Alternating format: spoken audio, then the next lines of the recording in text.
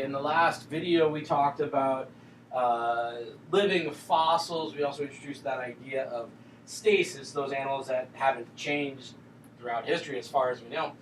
And now we're going to look at another important aspect, especially of evolution, and that is the need for intermediates, or you may have heard the term missing links.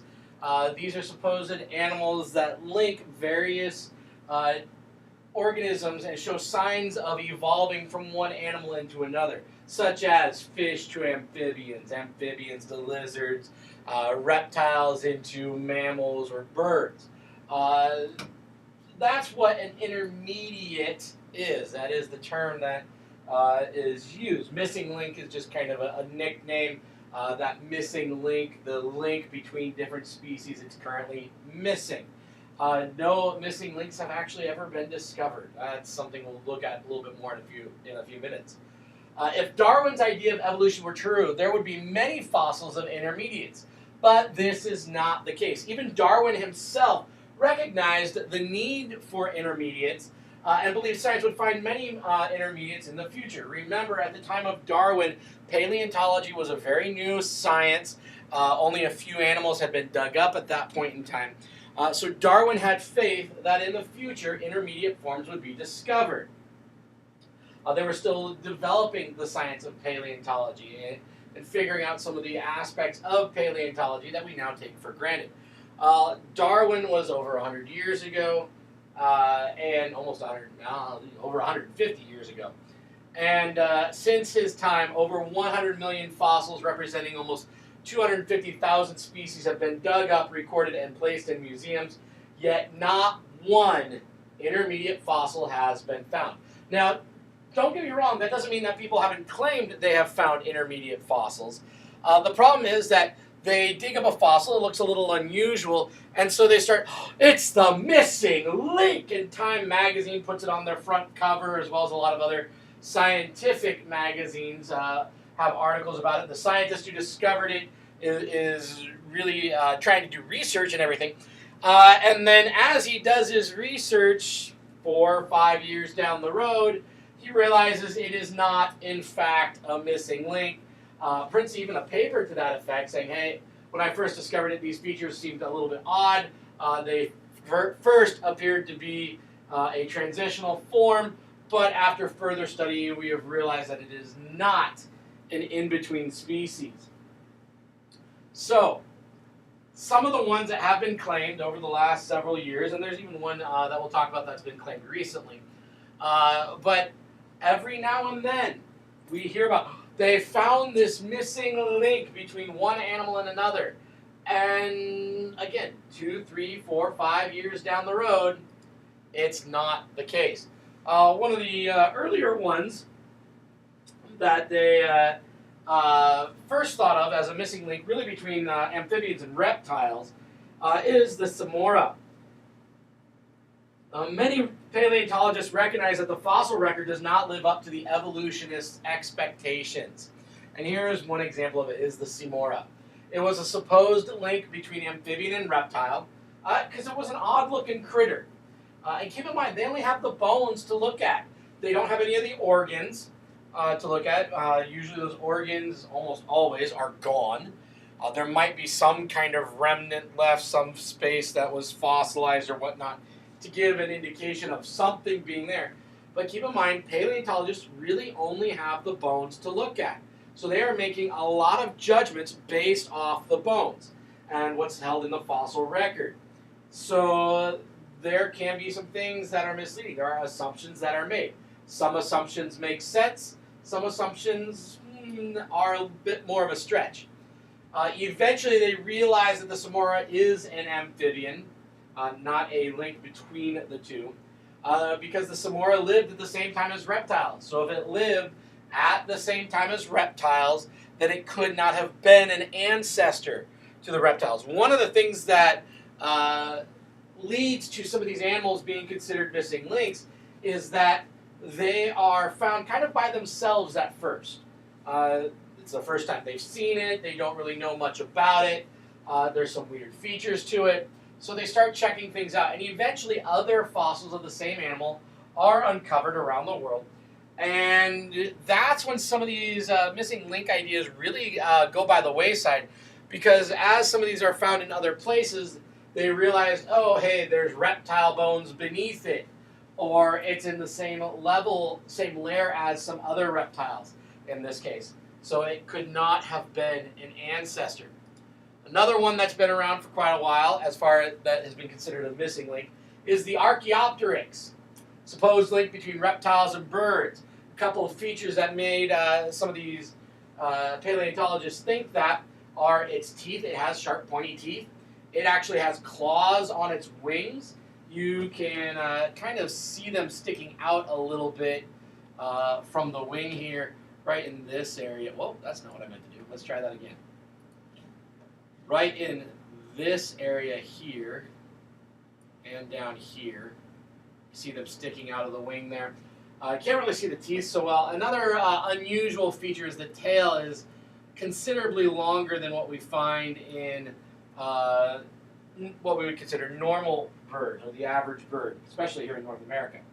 So a couple of these features combined with what looks like wings or feathers here in preserved in the rock, at least the pattern of feathers preserved in the rock, around the wings there and the tail even.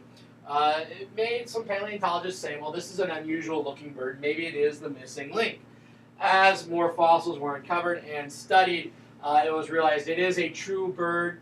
It does possess some unusual features, like I mentioned, the teeth and the claws in combination, but we do find some modern birds, there are some species of modern birds, that have one of these features.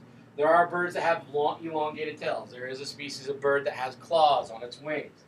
There are species of bird that have sharp, pointed teeth. The fact is we find all these unusual features in the Archaeopteryx together. So that's one of the things that led. But again, as they studied, they realized it is a true bird. It is not a intermediate species. And then one of the most recent one is the Tiktaalik, or the Tiktaalik. I'm not quite sure the right pronunciation on that, but I believe it's Tiktaalik. And in the picture there, you can see kind of what they think it probably looked like, combined with the bones that have been found. It's been found among marshy type conditions. The plants, other animals in the area seem to indicate marsh. It's a supposed link between fish and tetrapods. Whether it's amphibians or reptiles, they're not really saying at the moment.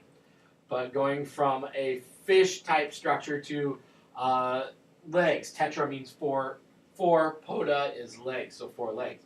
Evolutionists claim that its pectoral fins could support it and allow it to walk, basically kind of in a push-up style there. Imagine if you were to just use your arms and the rest of your body was splayed out behind you. So its features are best suited as a fish, even its pectoral fins. There are some other aquatic animals that we know will use their fins or appendages to push themselves along the bottom of the water. That does not mean that they ever came out of the water. I've seen videos of some octopus curl up in a ball and use its legs, or use 2 of its arms to pretty much walk on the bottom of the water. Again, doesn't come out of the water, it just walks along the bottom. One of the reasons why they think Tiktaalik is this intermediate species is because in those pectoral fins, those front fins, just behind its head there, or below its head I should say, it actually has bones. Most fins don't really have bones and joints. They might have some spines or something bone-like, but there is a group of fish, they are called lobed fin fish. They do have bones in some of their fins. So this particular fish really does look more suited as a fish. They're still studying it. Evolutionists are still claiming it's a missing link. If you've watched the Bill Nye Ken Ham debate, Bill Nye uses Tiktaalik as evidence of evolution, saying that this is an intermediate animal. Now, along with the intermediate animals, the fossil, or lack of intermediate animals, I should say, there are no true missing links that have been found. All missing links that have ever been found have, under further study, been realize that they belong in only one category, not an in-between category. Now, along with this lack of missing links in the evolutionary or in the fossil record, there is one other thing in the fossil record that evolutionists have a hard time explaining, and that is the Cambrian explosion. And the reason we call it the Cambrian explosion is because in the supposed layer of rock that has been labeled as Cambrian, one of the earliest time periods, there's really Cambrian, and then really the only time before that is Precambrian. No intermediate forms from Precambrian to Cambrian. We would expect, if evolutionary theory were true, to find a steady increase of different forms from that Precambrian period. Because we know in Precambrian rocks there are some fossils of some fairly simple, what we might call simplistic organisms, single-celled organisms, stuff like that. We can see evidence of that in the Precambrian. However, there is no gradual growth from these supposedly simple organisms to a sudden variety, and I'm talking thousands of different species of animals suddenly represented in the Cambrian rocks. Almost empty Precambrian rocks give way to Cambrian rocks that abound with many specimens of the major animal types and plants. And in my study for creating this slide, I ran across several pictures which showed every major phyla of life. That's one category of life: kingdom, phylum, class, order, family, genus, species. Phylum. Every phylum is represented in the Cambrian. That does not mean every species is represented or even every family is represented, but every phylum is. So there are vertebrates, there are amphibians, and so on. So in this picture that I have here, you see this yellow line cut in the middle there, and that's the dividing line between Cambrian and Precambrian. Above that, you see all these dash marks, and that pretty much represents fossils that they have, or different fossils that they have found in the Cambrian layer. And they point out in this picture that they found 1, 2, 3, 4, 5, 6, 7 different phyla, which is pretty much all of them, in the Cambrian layer. And then in the Precambrian layer, there's only one phylum represented, right in the middle. Those circles are what we would expect from Darwinian theory if it were true. We would expect to see a gradual growth leading into the massive amount of life that we see in the Cambrian rock.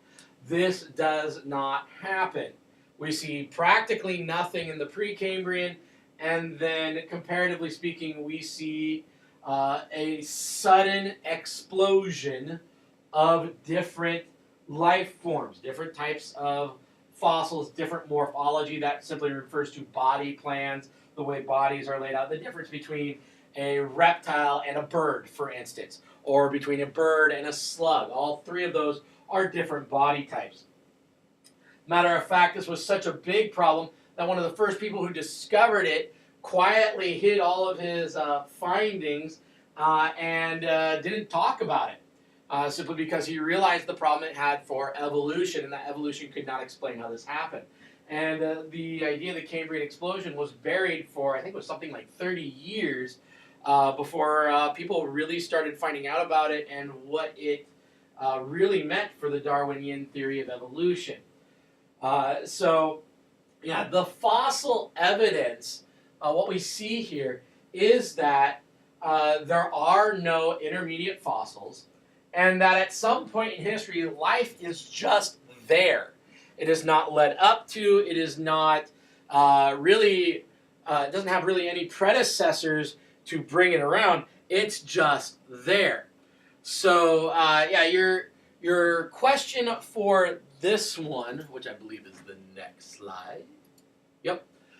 Your Earth Science video question is going to be about the Archaeopteryx. The question will be, what was the supposed intermediate between birds and lizards?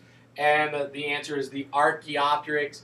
Do your best to spell it right. It was in the notes. So that is where we shall end this particular video.